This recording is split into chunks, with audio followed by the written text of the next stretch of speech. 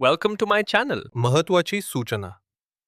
या व्हिडिओमधील सर्व माहिती केवळ शैक्षणिक उद्देशानं दिलेली आहे. ही कोणत्याही प्रकारची गुंतवणूक सल्ला नाही. गुंतवणूक करण्यापूर्वी कृपया स्वतःचा अभ्यास करा किंवा आपल्या आर्थिक सल्लागाराचा सल्ला घ्या.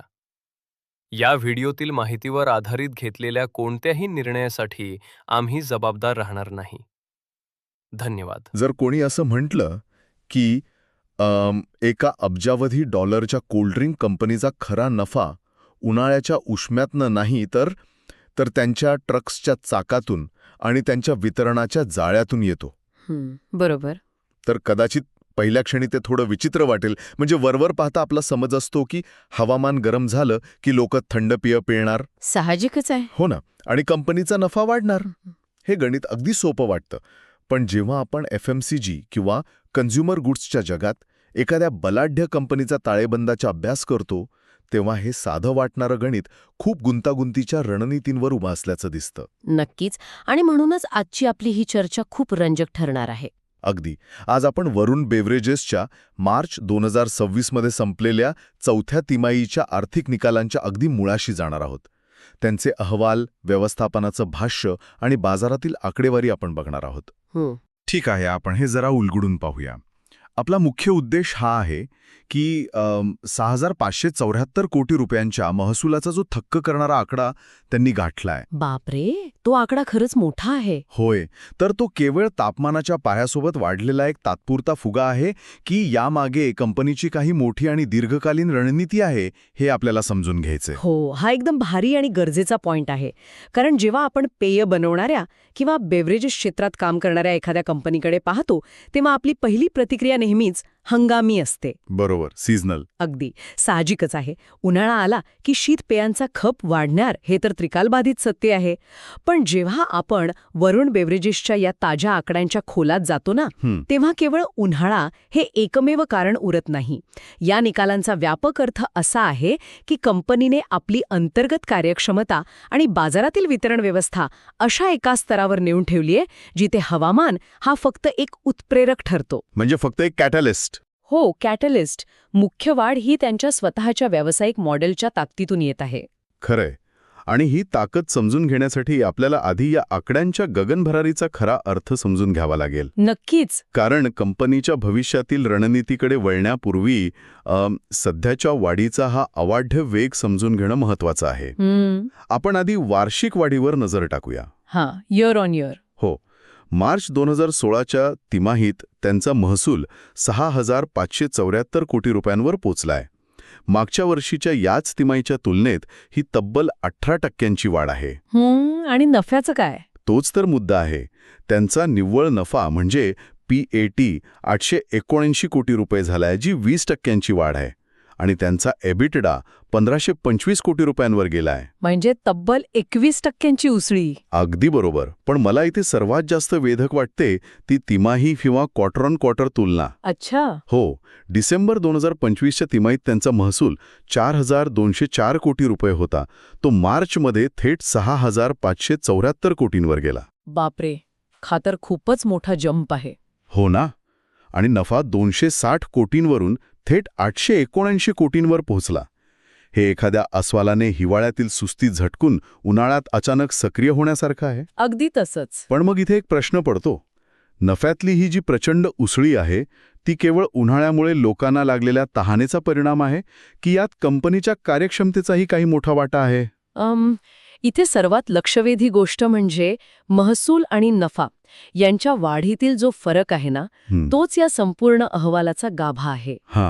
म्हणजे महसूल 18% वाढला, पण नफा 20 आणि EBITDA 21% वाढला. अगदी तेच. अर्थशास्त्राच्या भाषेत जेव्हा नफा हा महसुलापेक्षा जास्त वेगाने वाढतो, तेव्हा त्यामागे ऑपरेटिंग लेव्हरेज हे एक प्रमुख कारण असतं. Operating leverage. पण हे या विशिष्ट कंपनीच्या बाबतीत कसं काम करतं? कारण FMCG क्षेत्रात कच्च्या मालाचे भाव आणि वाहतूक खर्च तर सतत बदलत असतात ना? हो, ते बदलतात. पण आपण याला थोडं सोपं करून पाहूया. ऑपरेटिंग लेव्हरेज म्हणजे जेव्हा एखाद्या कंपनीचा फॅक्टरी चालवण्याचा किंवा जागांचं भाडं देण्याचा जो फिक्स कॉस्ट असतो, तो उत्पादनाच्या वाढीसोबत बदलत नाही. अच्छा, म्हणजे तो खर्च फिक्सच राहतो. हो, वरुण बेव्हरेजेसच्या बाबतीत त्यांची कारखान्यातील मशिनरी आणि वितरण यंत्रणा आधीच स्थापित आहे. जेव्हा उन्हाळ्यामुळे मागणी अचानक वाढते तेव्हा ते त्याच फॅक्टरीमधून जास्त बाटल्यांचं उत्पादन घेतात. याला आपण कॅपॅसिटी युटिलायझेशन म्हणतो.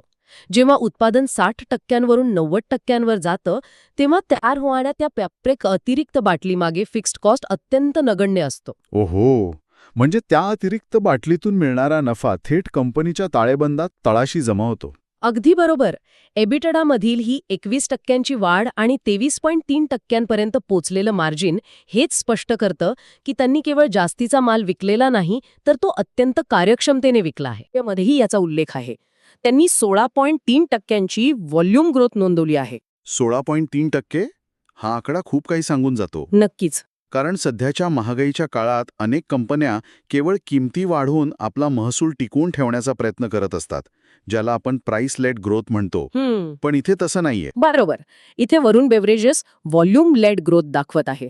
त्यांनी खऱ्या अर्थाने 16% जास्त उत्पादने ग्राहकांच्या हातात पोहोचवली आहेत. आणि हेच त्यांना बाजारातील इतर स्पर्धकांपेक्षा वेगळं ठरवतं. जेव्हा तुमची व्हॉल्यूम ग्रोथ 16%च्या वर असते तेव्हा त्याचा अर्थ असा होतो की बाजारात तुमच्या उत्पादनांची सेंद्रिय मागणी खूप मजबूत आहे. सेंद्रिय म्हणजे ऑर्गॅनिक डिमांड, राईट? हो, ऑर्गॅनिक डिमांड. केवळ किमती वाढवून मिळणारा नफा हा दीर्घकाळ टिकणारा नसतो. कारण एका विशिष्ट मर्यादेनंतर ग्राहक दुसऱ्या पर्यायी उत्पादनांकडे वळतो. हे अगदी खरं आहे.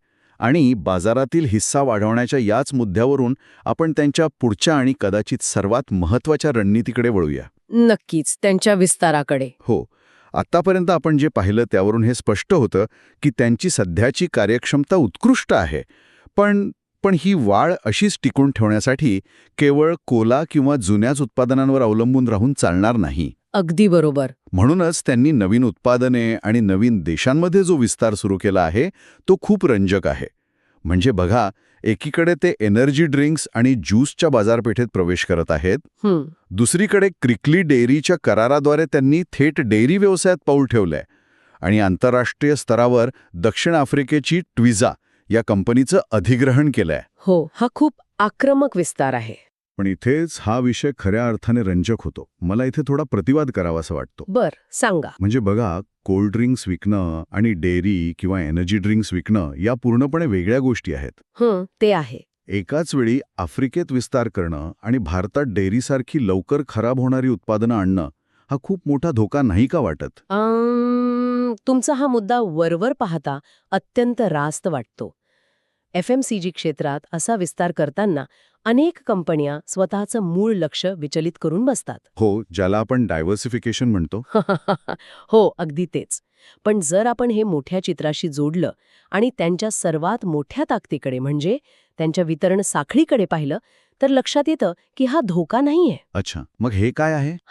त्यांच्या नेटवर्कचा केलेला खूप हुशार वापर आहे. हे समजून घेण्यासाठी आपल्याला त्यांच्या पेप्सिको सोबतच्या भागीदारीचा विचार करावा लागेल. पेप्सिको. हो, वरुण बेव्हरेजेस केवळ पेप्सिकोची उत्पादने बनवत नाहीत, तर ते एका विशिष्ट भौगोलिक क्षेत्रासाठी त्यांचं संपूर्ण वितरणही हाताळतात. राईट. आता कल्पना करा, ज्या ट्रकमधून ते कोलाच्या बाटल्या एखाद्या छोट्या दुकानात पोहोचवतात, तोच ट्रक आता तिथे जातोय, त्या ट्रकमध्ये जागा आहे आणि त्या दुकानदारच्या दुकानात जो काचेचा फ्रीज आहे तोही वरुण बेव्हरेजेसनेच दिलेला आहे. अरे वा, म्हणजे त्यांना नवीन जागा शोधायची गरजच नाही. अगदी तसंच. त्यांना फक्त त्याच दुकानाच्या फ्रीजमध्ये कोलाच्या बाटली शेजारी आपलं नवीन एनर्जी ड्रिंक किंवा ज्यूस ठेवायचा आहे. बापरे, हे खरोखरच प्रभावी आहे.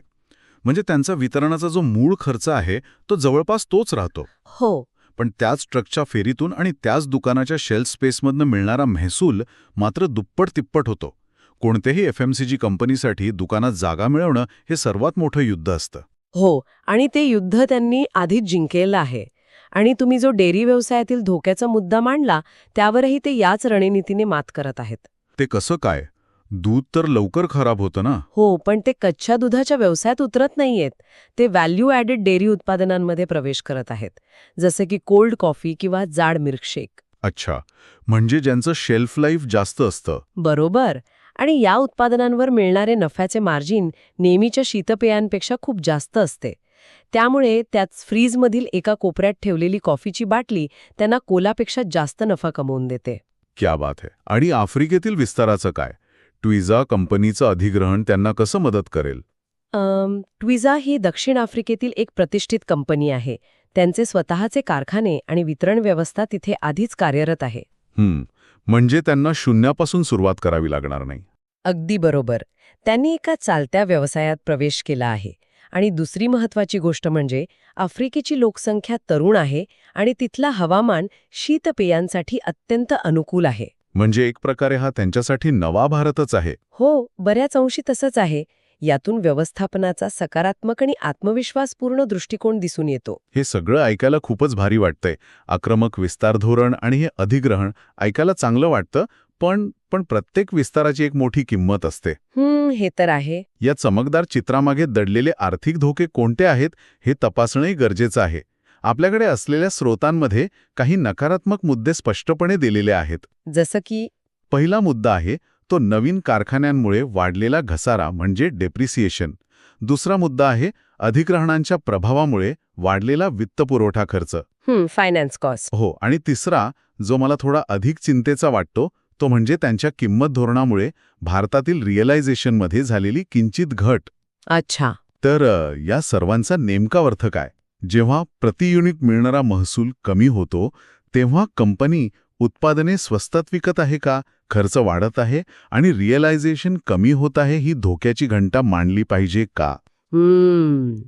यामुळे एक महत्वाचा प्रश्न निर्माण होतो. हे प्रश्न अगदी स्वाभाविक आहेत. पण जर आपण कंपनीच्या दीर्घकालीन उद्दिष्टांच्या चष्म्यातून याकडे पाहिलं तर हे सध्या तरी मोठे चिंतेचे विषय वाटत नाहीत. अच्छा, ते कसं काय? आपण रिअलायझेशन कमी होण्याच्या मुद्द्यापासून सुरुवात करूया. रिअलायझेशन कमी होणे म्हणजे ब्रँडचे मूल्य कमी करणे असा होत नाही. वरुण बेव्हरेजेसने भारतातील ग्रामीण भागात प्रवेश करण्यासाठी छोट्या आकाराच्या कमी किमतीच्या बाटल्या जसं की 10 किंवा 20 रुपयांच्या पेट बाटल्या जास्त प्रमाणात बाजारात आणल्या आहेत. म्हणजे ते नफ्याच्या टक्क्यांऐवजी ग्राहकांच्या संख्येवर लक्ष केंद्रित करत आहेत. अगदी बरोबर. ते व्हॉल्यूम गेम खेळत आहेत. ग्रामीण भागात 40 रुपयांची मोठी बाटली विकणं कठीण असतं, पण 10 रुपयांची बाटली सहज विकली जाते. खरंय. यामुळे प्रति बाटली मिळणारा सरासरी महसूल कागदावर थोडा कमी झालेला दिसतो, पण त्यामुळे त्यांची एकूण विक्री आणि बाजारातील त्यांचा हिस्सा प्रचंड वेगाने वाढतो. एकदा का ग्राहकाला सवय झाली की तो नंतर मोठी बाटलीही घेईल. अगदी तेच. त्यामुळे हे रिअलायझेशन कमी होणं हा दोष नसून ती एक जाणीवपूर्वक ठरवलेली रणनीती आहे. हा मुद्दा पटला. पण मग वाढलेला घसारा आणि कर्जावरील खर्चाचं काय? नवीन कारखाने उभे करणं यासाठी मोठा भांडवली खर्च लागतो ना? होय, ज्याला आपण कॅपेक्स म्हणतो. जेव्हा तुम्ही मोठ्या प्रमाणावर कॅपेक्स करता तेव्हा नवीन मशीन्समुळे पुस्तकी घसारा वाढतो आणि कर्जामुळे वित्तपुरवठा खर्च वाढतो. पण FMCG क्षेत्रात याला दीर्घकालीन वाढीसाठी केलेली गुंतवणूक मानली जाते. जोपर्यंत कंपनीचा महसूल आणि EBITDA हा त्यांच्या वित्तपुरवठा खर्चापेक्षा जास्त वेगाने वाढत आहे तोपर्यंत ती कंपनी सुरक्षित मानली जाते. आणि आपण सुरुवातीलाच पाहिलं की त्यांचं EBITDA 21% वाढतोय. हो, आणि त्या मजबूत कॅश फ्लोमुळे ते या कर्जाची सहज परतफेड करू शकतात. हे सर्व विश्लेषण पाहता आता आपण या चर्चेच्या अंतिम टप्प्याकडे वळूया, भविष्यातील वाटचाल. सध्याची कामगिरी आणि धोके समजून घेतल्यानंतर या कंपनीचा भविष्यातील मार्ग कसा असेल? जर आपण अल्पकालीन विचार केला तर सध्या उन्हाळ्याचा हंगाम शिगेला पोहोचला आहे. त्यामुळे मागणीत प्रचंड वाढ आहे आणि हा विक्रीचा वेग असाच राहील. आणि शेअर बाजारातही याचा सकारात्मक परिणाम दिसून येतोय. पण दीर्घकालीन दृष्टीने विचार केल्यास? दीर्घकालीन चित्र खूप स्थिर आहे. पेयांच्या वाढत्या मागणीमुळे, विशेषतः ग्रामीण भागातील शिरकावामुळे आणि आता आंतरराष्ट्रीय विस्तारामुळे ही एक अत्यंत मजबूत कंपाऊंडर बनण्याची क्षमता ठेवते. म्हणजे थोडक्यात सांगायचं तर वरुण बेव्हरेजेस सध्या 2 वेगवेगळ्या इंजिनांवर एकाच वेळी धावत आहे. बरोबर. पहिलं इंजिन आहे हंगामी वाढ, जिथे उन्हाळा त्यांना दरवर्षी एक मोठी उसळी देतो, आणि दुसरे इंजिन आहे पायाभूत विस्तार, जिथे ते मिळवलेला नफा नवीन देश आणि उत्पादनांमध्ये गुंतवत आहेत. हो, आणि ग्रामीण भारतातील वाढ आणि आंतरराष्ट्रीय अधिग्रहण या गोष्टींमुळे कंपनीचा व्यवसाय केवळ एका विशिष्ट हंगामावर किंवा एकाच देशावर अवलंबून राहणार नाही. त्यांनी आपल्या धोक्यांचं खूप छान विकेंद्रीकरण केलं आहे. खरंय. म्हणजे हे केवळ एका उन्हाळ्यात चालणाऱ्या व्यवसायापुरतं मर्यादित नाही. अत्यंत मजबूत वितरण साखळी आणि जागतिक स्तरावरील अधिग्रहणांवर उभी असलेली एक भक्कम यशोगाथा आहे. नक्कीच. पण आता आपण या सखोल विश्लेषणाच्या अगदी शेवटी आलो आहोत आणि जाता जाता मला एका वेगळ्या आणि थोड्या प्रक्षोभक मुद्द्यावर लक्ष वेधून घ्यावंसं वाटतं. कोणता मुद्दा? आपण पाहिलं की उन्हाळ्यातील मागणीमुळे नफ्यात किती प्रचंड उसळी येते. पण जसजसं जागतिक तापमान वर्षानुवर्षे वाढत आहे तसतसं केवळ कूलिंग उत्पादनांवर अवलंबून असणाऱ्या कंपन्यांसाठी भविष्यात काय होईल? जर पीक समर ही संकल्पनाच मोडीत निघाली आणि उष्णकटिबंधीय बाजारपेठांमध्ये वर्षभराची तीच सामान्य स्थिती बनली, तर या कंपन्यांच्या पुरवठा साखळीत कोणते मोठे बदल करावे लागतील? पाणी टंचाई हा एक खूप मोठा मुद्दा असेल यात. अगदी बरोबर. पेय बनवण्यासाठी पाणी लागतं आणि इतक्या प्रचंड तापमानात ही उत्पादने थंड ठेवण्यासाठी लागणारी अवाढव्य ऊर्जा, या सर्वांचा सामना ते कसा करतील? निसर्गातील हा बदल या कंपन्यांसाठी कायमस्वरूपी वरदान ठरेल की एक नवीन आव्हान, यावर नक्कीच विचार करायला हवा. तर आजच्या या सविस्तर विश्लेषणात आपण इथेच थांबूया. व्हिडिओ आवडला असेल तर लाईक करा आणि अशाच युजफुल व्हिडिओसाठी चॅनलला सबस्क्राईब करायला विसरू नका.